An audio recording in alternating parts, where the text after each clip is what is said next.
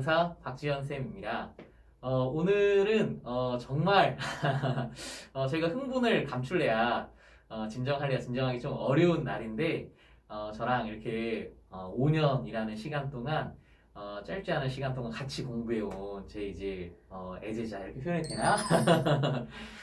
제 학생이 올해 입시에 서울대 의대에 들어가게 됐어요. 그래서 간단하게 같이 인터뷰 나누는 시간을 가지려고 하는데 잠깐 인사말로 얘기를 건네겠습니다. 안녕하세요. 서울대학교 의과대학 22학번 김희지입니다. 와.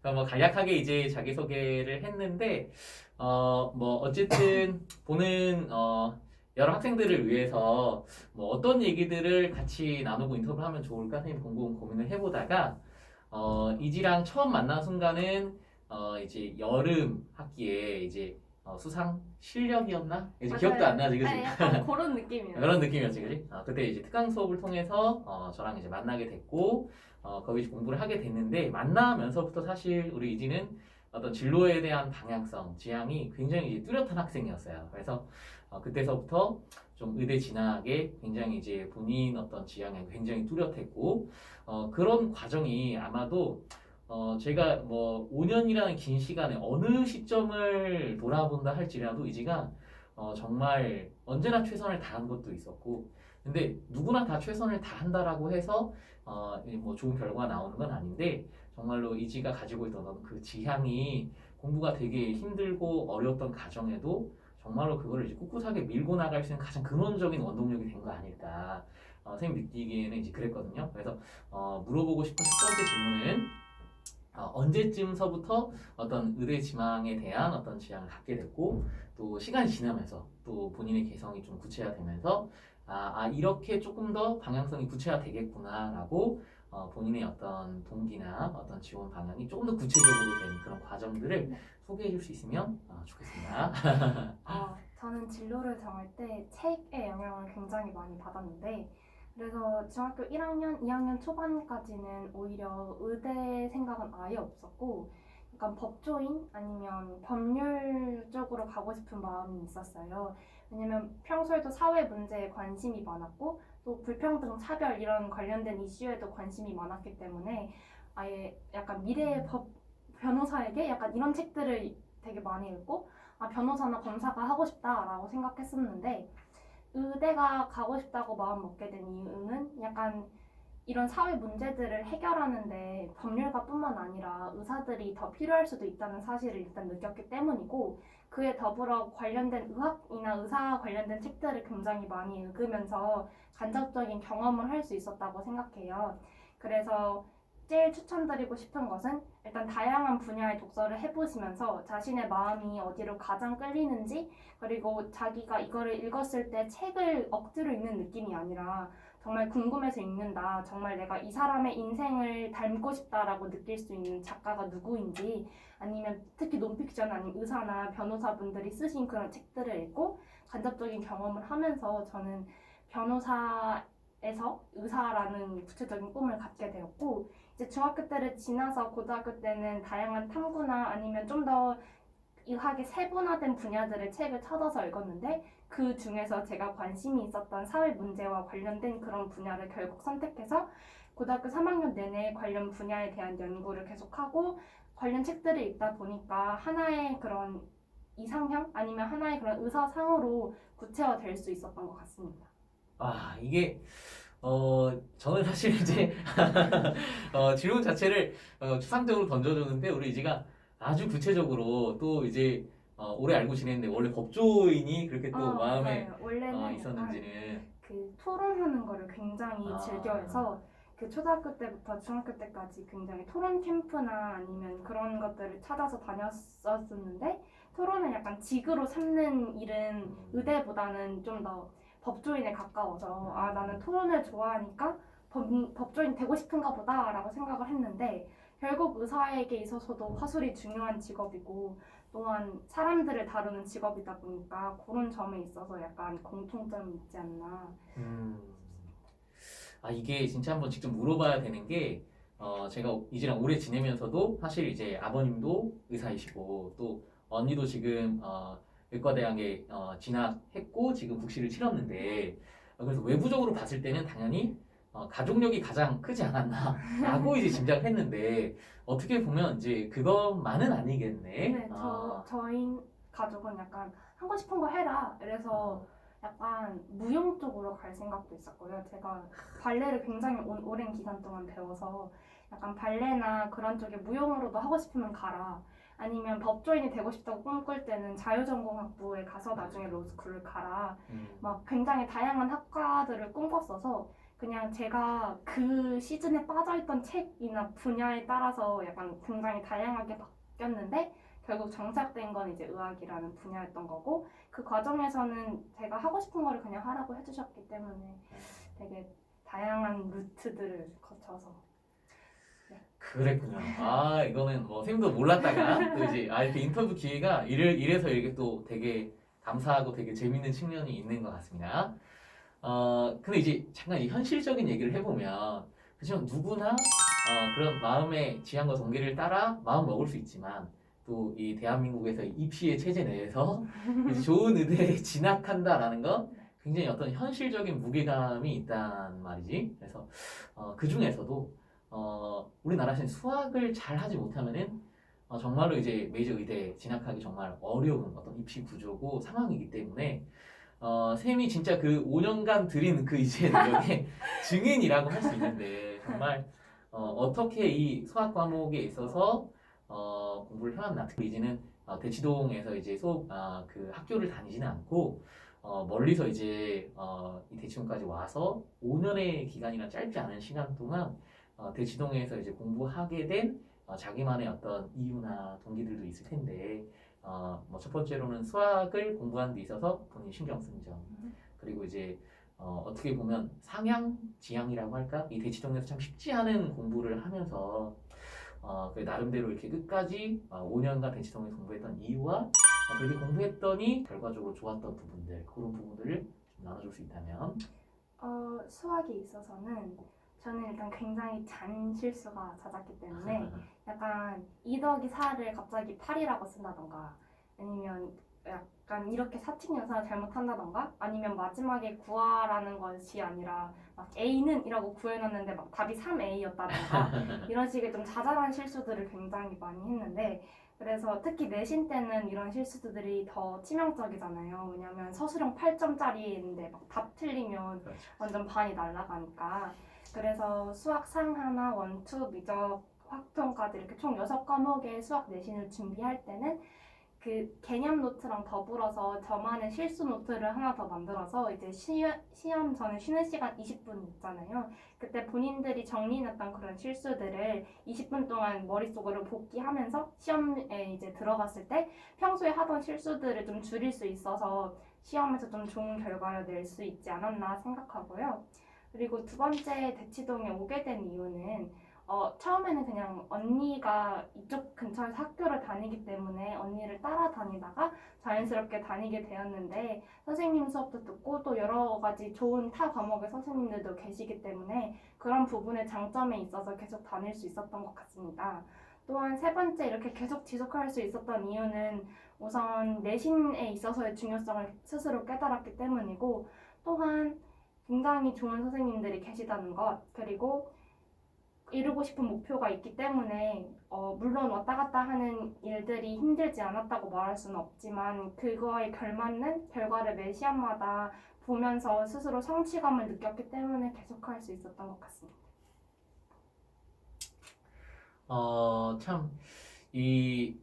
제가 이 얘기를 나누면서 우리 이지가 얼마나 적극적으로 수학 공부를 했냐면 이게 5년의 시간이 지나는 과정 중에 흔적처럼 남은 것은 이지랑 이렇게 메시지 목록을 한번 내가 보니까 이게 벌써 그럼 몇 년 전이야? 이게 6년 전이란 말이지? 6년 전부터 우리 이지가 이제 평소에 정말 뭐 질문의 스펙트럼이 굉장히 넓었어요. 일단 본인이 이제 실수를 했다라면은 이 실수에 어떤 유발된 어떤 동기들이 뭔지 구체적으로 물어보는 거 그리고 당연히 이제 수학의 킬러 문제들 중에서 조곤조곤 본인이 일단 힘껏 고민을 해보고 그 과중에 답을 낸 경우가 더 많았어요. 답을 내면서도 이게 정말 더 방향성이 맞는지 아니면 내지는 좀 더 쉽게 생각하는 길이나 그런 흔적들이 있는지 물어보는 게 지금 쌓아놓고 보니까 스크롤이 안 올라가죠. 이게 맞아, 맞아. 진짜 많아요. 정말로 적극적으로 이제 수학 공부를 해왔고 그리고 이지가 나중에 뭐 허락해준다면 잠깐 뭐 이 동영상 과정에 그 중간에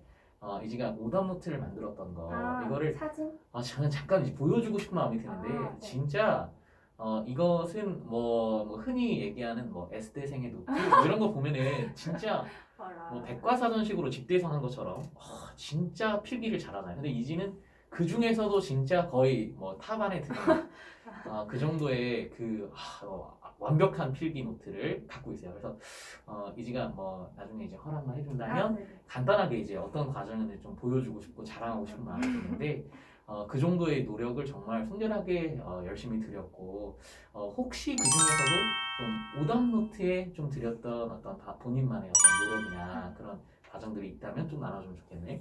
오답 노트를 적을 때는 우선 내가 놓친 부분을 위주로 적어서 약간 문제를 다 적지 않아도 약간 간략하게 적고 그 아래에 내가 이 문제 이제 풀이 과정상에서 놓쳤던 부분이 어디인지 막혔던 부분이 어디인지를 위주로 체크를 하고 그거를 풀이를 조금 아래 칸에다 적어서 이걸 나중에 가리고 문제만 보고 다시 풀어볼 수 있도록 해서 좀 여러 번 볼 수 있었던 것 같고 근데 이제 오답노트를 문제를 쓰고 풀이를 베껴 적는다고 그게 오답노트가 아니니까 본인이 어디서 틀렸는지 그리고 어디서 몰랐는지 뭐 어디서 실수했는지 이런 것들을 약간 본인에 맞춰서 좀 작성을 하는 게 오답노트를 꼭 막 예쁘게 써라 예쁘게 만들어라 문제를 하나하나 적어라 이런 건 아니지만 나중에 이걸 다시 볼 수 있게끔 정도는 사용을 해주시는 게 두세 번 회독하실 때 도움이 되실 거라고 생각합니다. 좋습니다. 그러면 뭐 이거는 이제 아주 개인적인 질문일 수도 있고 조금 부끄러워지려고 하는데 또 이지랑 만난 시점에 같이 이제 고등수학을 사실 선행했던 과정이었는데 그때 이제 같이 반이 꾸려져서 했던 그 칼라와 우리가 이제 선행을 했을 때와 또 이제 고등학생이 직접 돼서 또 특별히 참 쉽지 않은 이 강남권의 주요 이제 학교들의 기출 문제를 기반으로 1, 2학년을 내신으로 텀을 가지고 가다가 또 이제 고3이 돼서는 주로 이제 큰 단과 수업과 쌤이 좀 마지막까지 이제 내신을 마무리를 좀 지어주고 고3 이제 말미에는 이제 주제별로 쌤이 조금 뭐 수업 형태를 주제별로 정리해주는 수업까지 보면 굉장히 다양한 스펙트럼을 해왔는데 쌤도 이제 지금은 참 주마등처럼 막 지나가는데 이지가 느꼈던 선생님 수업에 대한 인상, 단상들 그리고 뭐 그냥 좀 나쁘지 않아서 좀 들었어요. 이렇게 어떤 부분은 괜찮았어요. 이런 부분을 조금만 나눠준다면 좀 민망해요. 우선 아까 선생님이 말씀하셨듯이 제가 질문을 진짜 많이 했는데요. 그 약간 옛날 바꾸기 전 핸드폰 나눈 그 사진 개수가 뜨잖아요. 진짜 600몇 장? 700몇 장을 제가 왔다 갔다 이렇게 보냈더라고요. 그런 것처럼 일단 질문을 약간 메시지로도 편하게 받아주시는 점에 있어서 굉장히 큰 장점이었고 또한 선생님이 수업하실 때 앞에 개념을 정리하라고 약간 빈 페이지 같은 거를 수업에 넣어주시는데 저는 이제 그걸 노트에 정리한 것 뿐이어서 아까 노트 정리가 예쁘다고 칭찬해 주셨지만 거의 쌤의 필기였기 때문에 약간 가시성 있게 굉장히 개념을 깔끔하게 정리해 주셨고 또 꼼꼼하게 클리닉을 해주신다는 점과 또 그냥 학생이 그냥 선생과 학생을 넘어서 진짜 굉장히 모든 친구들을 잘 챙겨주시고 또 진심으로 위해주시는 모습에 한 5년간을 계속 들을 수 있었던 게 아닌가. 그렇네. 쌤도 이렇게 이제 또 같이 면전에서 이렇게 얘기를 나누기는 또 처음이라서 좀 부끄러워진 면이 있는데 근데 또 뭐 이게 서로 교감하는 거니까 이제 돌아보면 진짜 어떨 때는 이지가 어떤 우는 스타일이나 어떤 이야기의 화법을 내가 따라서 할 정도로 뭔가 이렇게 영향을 많이 주고 받게 되는데 진짜 시간을 따라서 놓고 보면은 또 좋은 학생이 또 좋은 선생님을 만들고 또 좋은 선생님이 다시 또 좋은 학생이 되게끔 또 이렇게 영향을 주는 것 같아서 이제 이렇게 또 이지처럼 좋은 학생을 또 내가 언제 또 만나나 그런 생각을 안 할 수가 없네요. 그러면 이제 얘기를 또 정리를 하면서 이지가 가진 어떤 다양한 어떤 장점들 중에 뭐 이런 건 입 아플 거야. 이지가 뭐 내신 과목에서 뭐 내신 성적이 1.0이라든지 내신은 뭐 과목별로 그냥 1.0인 게 아니라 사실 뭐 대부분의 과목이 1등이었기 때문에 그런 과목이 어떤 잘한다라는 부분을 뭐 어떻게 잘했냐라고 묻기보다는 쌤이 이제 늘 또 곁에서 많이 지켜본 거로는 약간 이제 명탐정 코난처럼 이렇게 추적을 해보자라면 이제 첫 인터뷰에서도 얘기하는 게 어떤 독서 경험에 대한 부분들을 이제 나눠줬는데 사실 쌤 부모님도 그런 독서 교육을 워낙 강조했기 때문에 어릴 때부터 그런 어떤 책이나 인문학에 대해서 일단 열려 있는 마음이 있는데 이제 사실 이게 시대가 지나면 지날수록 서로 너무나 공부하는 과정도 터프하고 힘들고 바쁘고 하다 보니까 사실 그런 어떤 독서에 대한 습관들이 잘 안 돼 있는 경우가 너무 많은 것 같아요. 그래서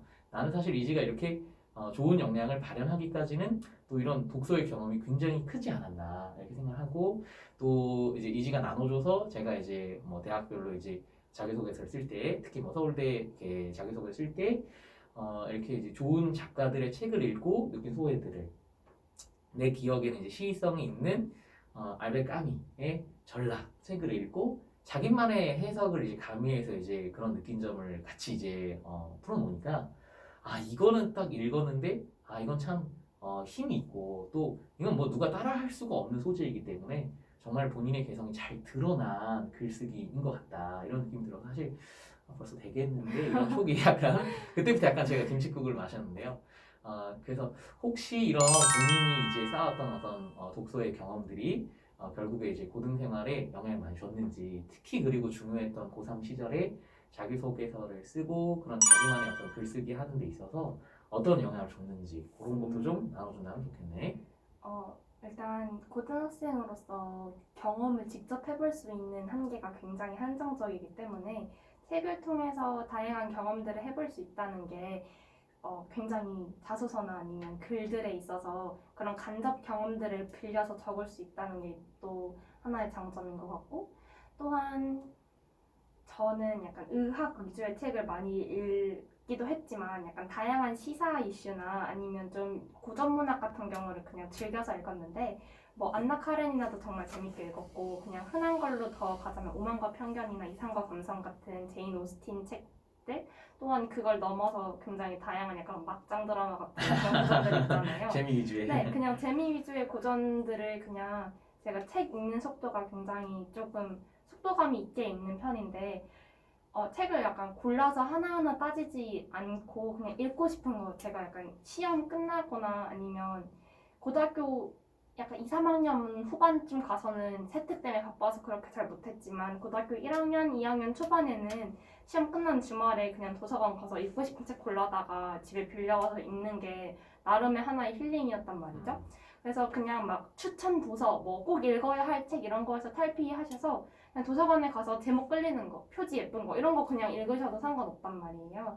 그래서 그냥 다양한 독서를 해봄으로써 다양한 사람들의 생각을 알게 되는 게 글을 쓰거나 아니면 말을 할 때 있어서 좀 더 폭넓게 할 수 있는 그런 힌트가 되지 않나. 그래서 꼭 뭔가를 읽어야 한다. 막 이 고전을 읽어야 된다. 뭐 이기적 유전자를 읽어야 한다. 이런 거에서 약간 벗어나셔서 본인이 정말 하고 싶은 분야의 책을 읽거나 아니면 그냥 요즘에 유명한 책들을 골라서 읽거나 아니면 그냥 시사에 관련된 책들을 읽거나 그냥 조금 책 선택에 있어서 자유롭게 하시되 좀 다양한 책들을 끝까지 읽어내시면서 작가의 다양한 세상에 사는 사람들의 생각을 흡수하면서 그런 부분의 장점이 글쓰기에 드러났던 게 아닌가 싶습니다. 사실 너무 맞는 얘기여서 진짜 사실 누군가한테 책을 강요할 수는 없는 거고 다 이게 책과의 만남인 거여서 이렇게 이제 이지가 자연스럽게 또 본인이 이렇게 다방면으로 폭넓게 일단은 뭐 그런 이런저런 편견 없이 또 편견이 없지만 우리 마음은 하나기 때문에 자연스럽게 호호가 생기니까 그 본인의 어떤 지향이나 난 이게 좋아라는 거에 따라서 또 독서 생활을 쭉 하다 보면 자연스럽게 정말 본인만의 어떤 컬러가 형성되고 힘 있는 글쓰기를 하게 될 수 있는 거 아닌가 싶고 저도 이제 제 개인적인 내용을 나누면 부모님이 아주 일찍서부터 공부는 강압을 주지는 않았어요. 공부를 주지는 않았지만 이렇게 독서 하는데 굉장히 방점을 주셔서 제가 어릴 때부터 이렇게 독서를 많이 했는데 물론 이제 폭넓게 하는 것도 중요한데 이제 애정 있는 작가가 생깁니다. 애정 있는 작가. 그래서 저 같은 경우는 이제 뭐 고등 시절까지 이렇게 헤세의 전지를 읽었던 전집을 읽고서 이 헤르만 헤세의 어떤 그 삶의 어떤 과정들과 내력들이 내 인생에 너무 중요한 지지 기반이다라고 느끼던 때가 한동안 있었습니다. 그게 이제 20대 초반까지 쭉 흘러가다가 근데 그 자리를 누군가한테 내주게 돼요. 왜냐하면 더 좋아하는 작가가 이제 생기게 마련이니까. 그래서 지금은 이제 뭐 부모님 세대들이 알 수도 있지만 이제 무라카미 하루키라는 어떤 일본 작가의 어떤 책들을 어떤 탐독하고 이러면서 나와 어떤 개성의 컬러가 참 잘 맞고 그리고 너무 좋다라고 하다 보니까 사실 제가 이 학원 강사로 오게 된 것 중에서도 1Q84라는 아주 유명한 하루키 소설이 있는데 그 소설의 주인공이 수학 강사이면서 굉장히 이제 뭐 자기만의 개성 있는 아름다운 삶을 빚어가는 어떤 주인공이 나오는데 그 사람이 너무 매력이 있어서 학원 강사 해보면 또 좋겠다라고 영향을 크게 받게 됐는데 또 이제 그런 호가 이제 강한 사람들이 만나면 굉장히 토론이 잘 벌어집니다. 이 작가가 더 최고야. 맞아요. 아니면 뭐 이렇게 얘기를 하곤 하는데 이지랑 뭐 토론하지는 않지만 그래도 마지막 이제 이지가 개인적으로 가장 좋아하는 작가나 뭐 이렇게 그 작가의 어떤 작품들의 어떤 한 단락, 한 인물, 뭐 스토리들을 좀 나눠준다면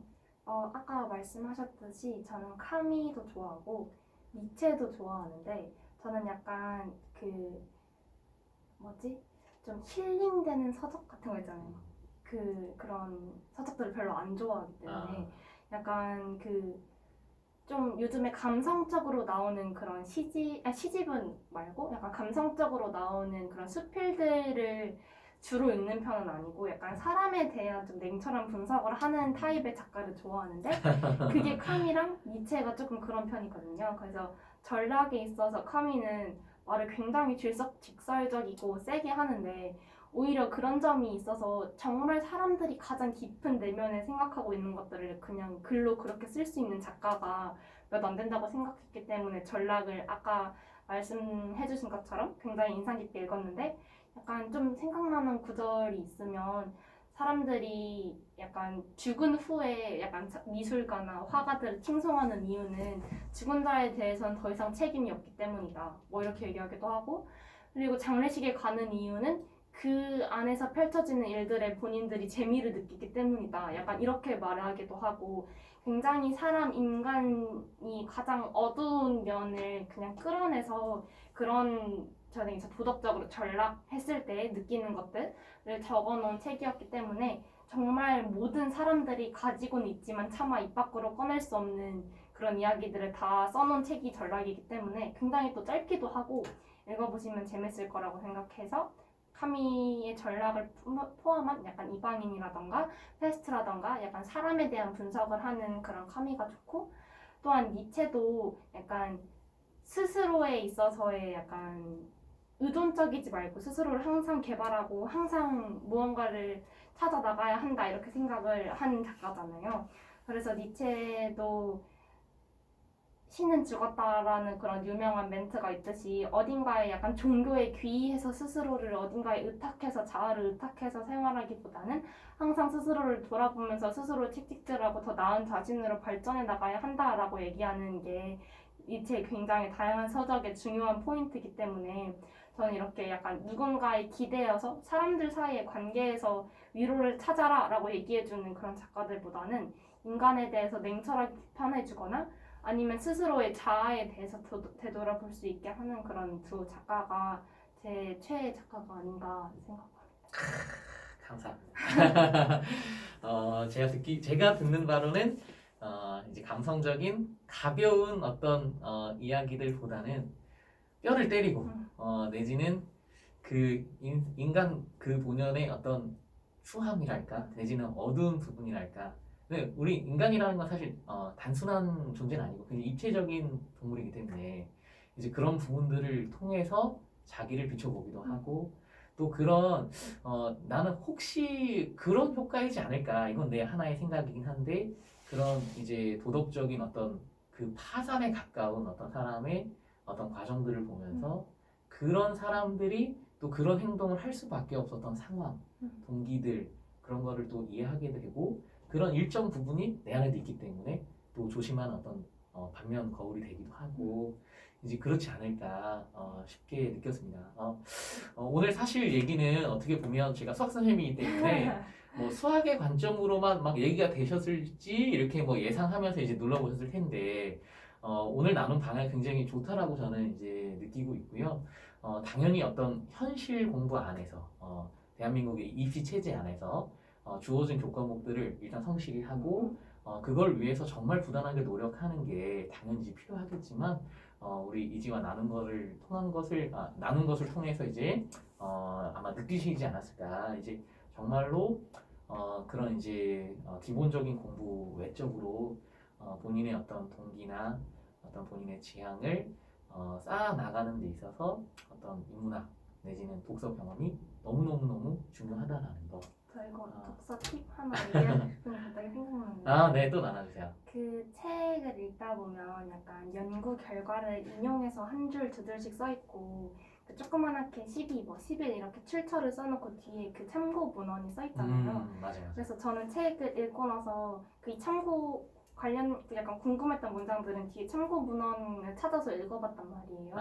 그래서 책을 하나를 읽더라도 거기에서 본인이 관심 있었던 한 줄 두 줄이라도 그 참고 문헌을 따지면 문헌이 진짜 이만큼 되기 때문에 그걸 좀 심화된 탐구를 할 수 있기 때문에 할 수 있어서 그런 참고 문헌들도 나중에 관심 있는 부분들은 뒤에 페이지에서 찾아보시는 걸 추천드리고 그리고 또 책을 하나를 읽고 뭐 작가를 이렇게 연달아서 읽는다던가 아니면 관련된 주제를 연달아서 읽는다던가 이렇게 본인이 한 가지 빠진 주제에 대해서 약간 다양한 책을 읽어보시는 것도 추천드려서 저는 그래서 니체를 한참 좋아한 다음에는 그 리처드 도킨스의 만들어진 신? 이런 책이 있거든요.